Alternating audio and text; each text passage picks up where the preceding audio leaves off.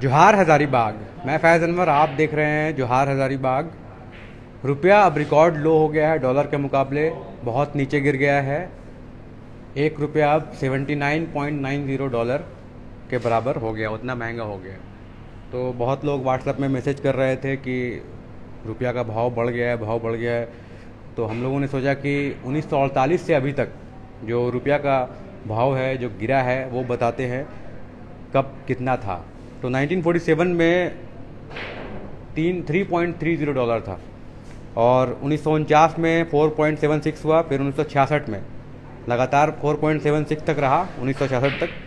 66 में 7.50 हुआ, फिर 75 में 8.39 हुआ, 1980 में 7.86 हुआ, 1985 में 12.38, 1990 में 17 डॉलर हुआ, 1995 में 32 डॉलर हुआ, 2000 में 43.50 हुआ, 2005 में 43.47, 2006 में 45, 2007 में फिर गिरा 39.42 हुआ, 2008 में 48 हुआ, 2009 में फिर 46 हुआ।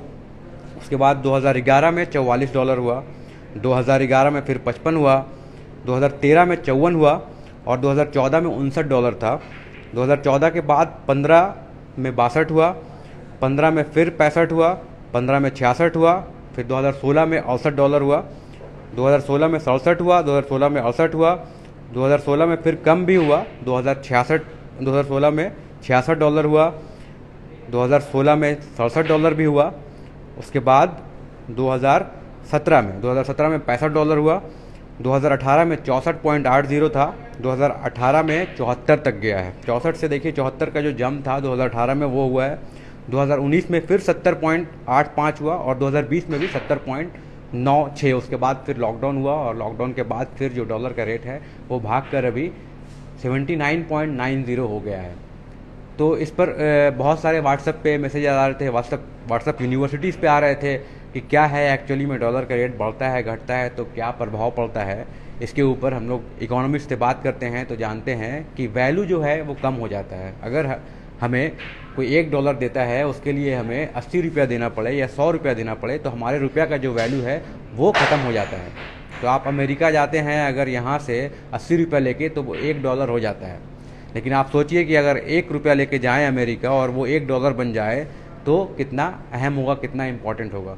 तो इसी स्तर को नीचे करना है, तभी अपना इकोनॉमी स्ट्रांग होगा। और इसी को लेकर चर्चा चल रही थी कि कैसे हमारा जो इकोनॉमी है वो आगे बढ़ रहा है, और कैसे डॉलर का रेट जो है वो रुपया के मुकाबले बढ़ता जा रहा है। इसका मतलब रुपया जो है लगातार गिरता जा रहा है, वैल्यू गिरता जा रहा है। अगर वैल्यू गिर रहा है तभी तो एक रुपया जो है वो कितना, $1 जो है वो कितना महंगा हो चुका है। $1 हमें 80 रुपया देना पड़ेगा तब $1 हमें मिलेगा, 79.90। तो ये लगातार 4 दिनों के अंदर बहुत ज़्यादा गिरावट हुई है, इसी को लेकर पूरा था। और व्हाट्सएप में बहुत सारे मैसेजेस आ रहे थे, व्हाट्सएप यूनिवर्सिटी में आप कहें कि मैसेज आ रहे थे कि क्या है डॉलर रुपया का जो उतार चढ़ाव है ये क्या हो रहा है।